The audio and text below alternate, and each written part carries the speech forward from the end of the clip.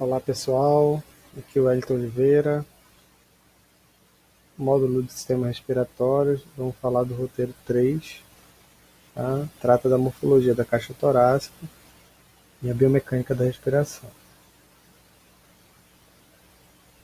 Podemos observar aqui a caixa torácica em diferentes planos, né, e diferentes vistas. Então aqui no plano coronal, na vista posterior, a gente consegue identificar as estruturas posteriores da caixa torácica.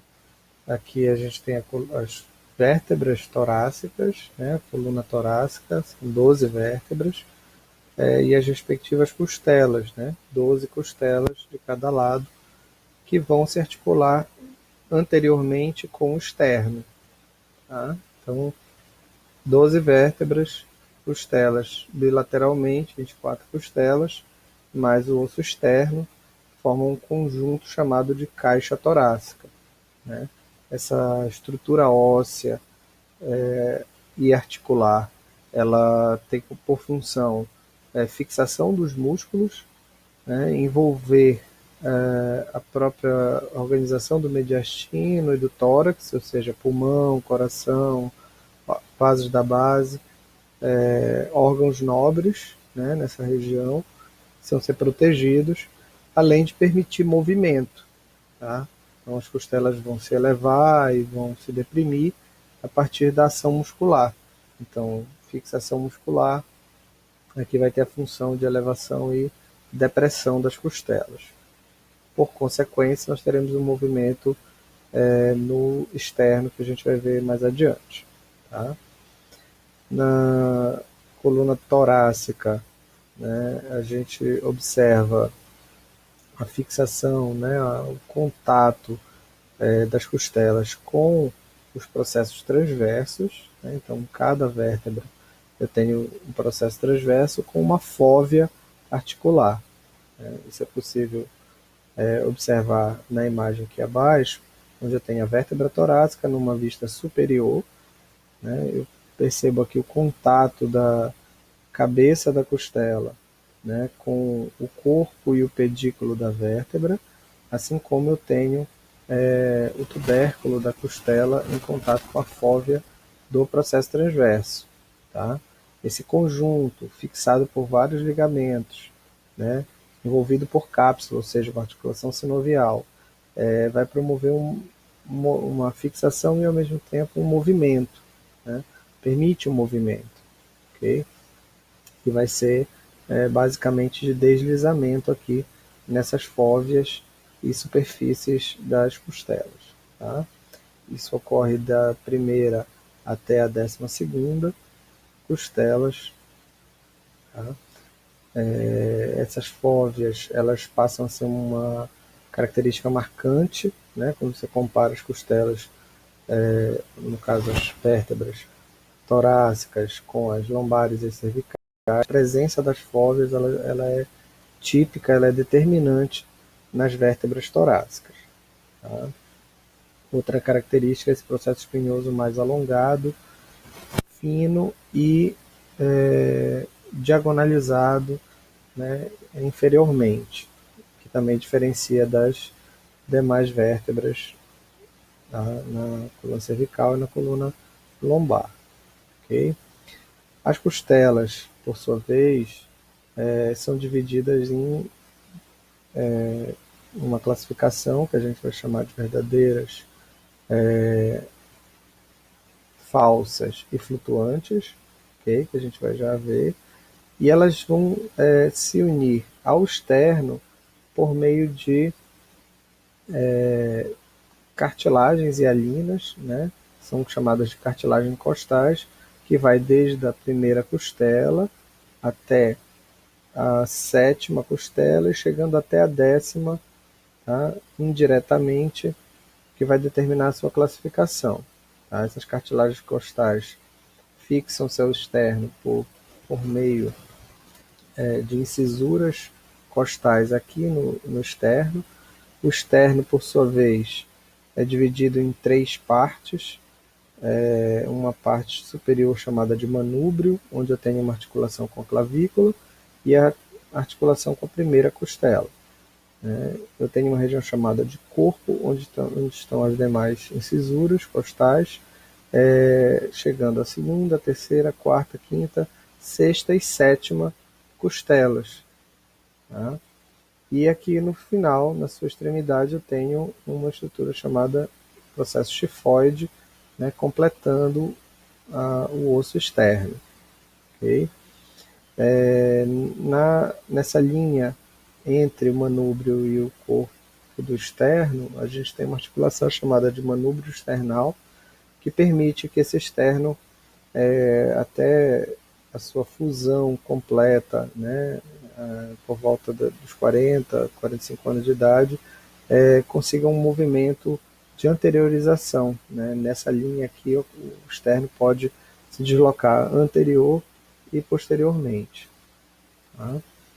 Então, as costelas de 1 a 7 são consideradas costelas verdadeiras, as costelas de 8 a 10 são consideradas falsas, e as duas últimas, a 11ª e a 12ª, são chamadas de flutuantes, porque elas não têm contato, né, com o externo, nem direta nem indiretamente.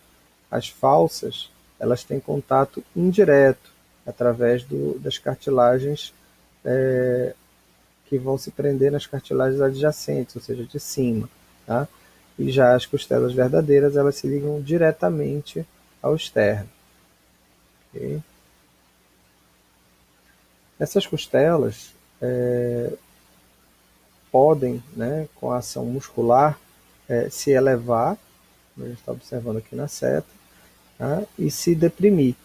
Tá? Ao se elevar e deprimir, elas fazem um movimento chamado de alça de balde, né, descrito por vários autores, inclusive vocês acham isso no Moore, Anatomia. E ao elevar-se, né, principalmente as costelas superiores, elas vão fazer uma angulação que vai empurrar o externo à frente. Esse movimento do externo aqui é chamado de braço de bomba, ou alavanca de bomba. Tá? Semelhante a uma bomba d'água, né, com um movimento angular aqui. Assim como as costelas fazem um movimento semelhante a uma alça de um balde se elevando, por isso essa denominação. Tá? Percebam que nessa imagem de baixo, né, há um deslocamento ao se elevar, né, para os lados e para frente. Tá? Isso expande o tórax no sentido lateral, e expande o tórax no sentido antero-posterior. Okay? Então a gente, com isso, já tem um ganho aí de volume na cavidade torácica significativo. Tá? No vídeo aqui a gente pode observar uma simulação, né, de como ocorre essa elevação das costelas, e à medida que o pulmão se enche, né, que elas se elevam, o pulmão se enche, e aqui a gente observa um músculo chamado diafragma, né, que ele desce, e ao descer, né, ao mesmo tempo que as costelas se elevam, a gente também tem uma expansão do tórax no sentido cefalocaudal, né, no sentido superior e inferior, ou seja, expandindo o tórax em todas as direções, lateral, superior e inferior e antero-posterior. No outro vídeo aqui, que aí já é feito com tomografia computadorizada, né, a gente consegue observar, né, em tempo real aqui a movimentação, né, tanto o diafragma descendo, quanto as costelas se elevando e o tórax se expandindo. Okay?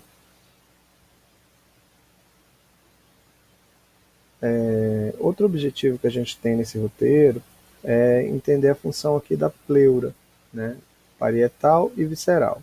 Essa imagem de corte coronal, né, que é a imagem do Sobota, onde ele delimitou aqui numa linha verde, né, a pleura visceral, que é uma pleura em contato direto com a superfície pulmonar, tá, uma membrana serosa, que vai envolver diretamente. Percebam que inclusive as fissuras, né, são contornadas pela pleura visceral, tá?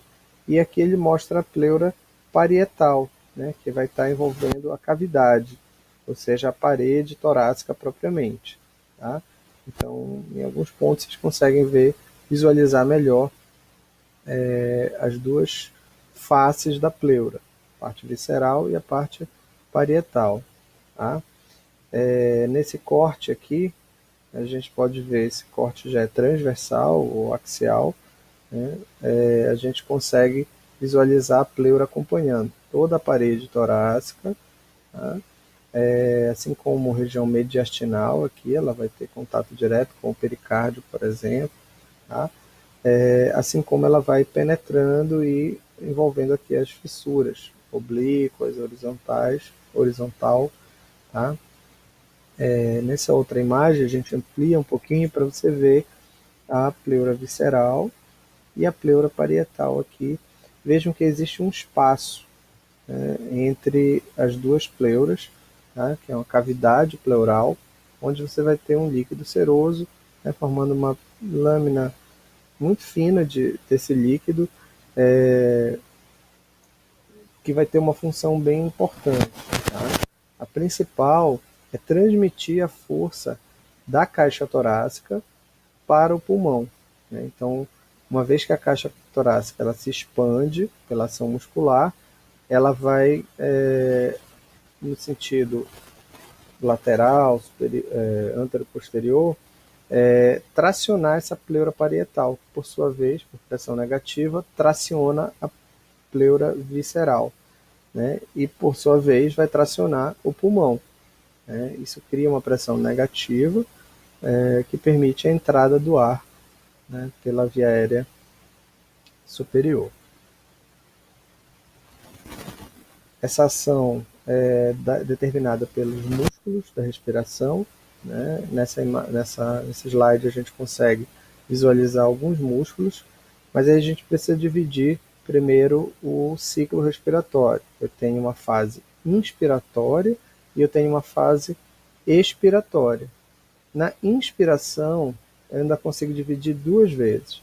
Uma inspiração normal, que ocorre no volume corrente, né, que a gente também chama de respiração de repouso, tá? Inspiração de repouso, eu tenho uma ação principalmente desse músculo aqui, o músculo diafragma, como a gente viu no vídeo anteriormente, tá? Então, o diafragma é o principal músculo da inspiração de repouso, tá? Ele vai ter a participação também dos intercostais externos, que são esses músculos que ficam nos espaços intercostais, né? Então, da primeira até a 12ª, né? São 11 espaços intercostais, com uma direção diagonal aqui de fora para dentro, tá? Essa direção aqui permite exatamente a elevação das costelas, fazendo um movimento, né, de alça de balde, como a gente viu anteriormente, tá?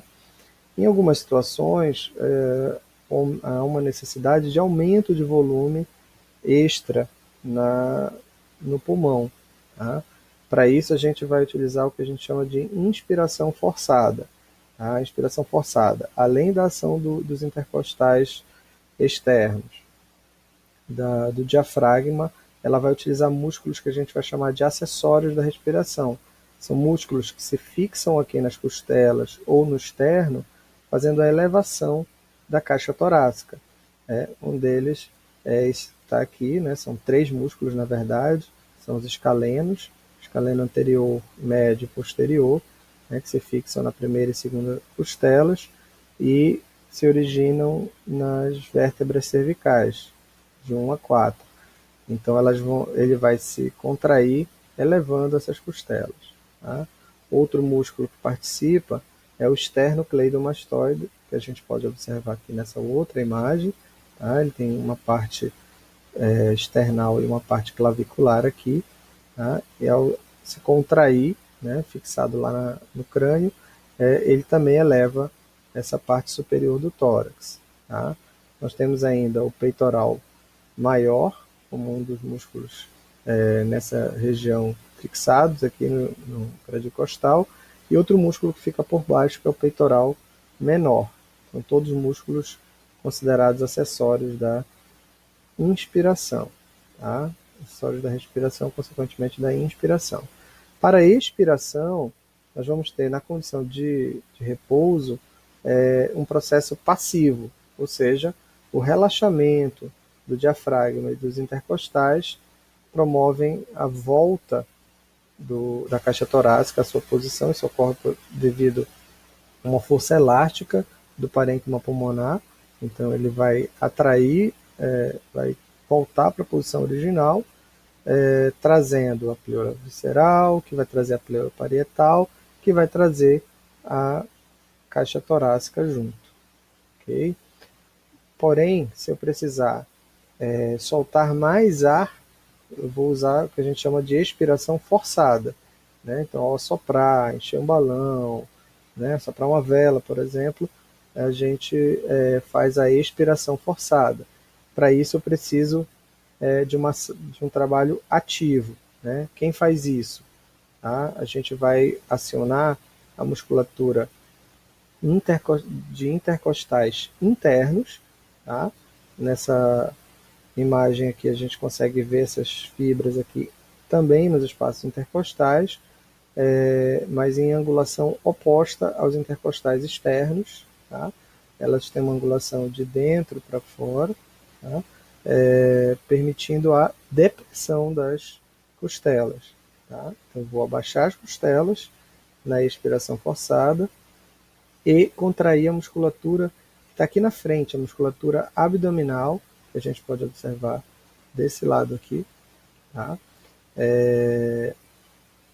A musculatura abdominal, a gente vai ver no outro slide, ela, ao se contrair, ela empurra o conteúdo abdominal aqui, elevando o diafragma rapidamente, bruscamente, empurrando o ar de dentro do pulmão para o meio externo.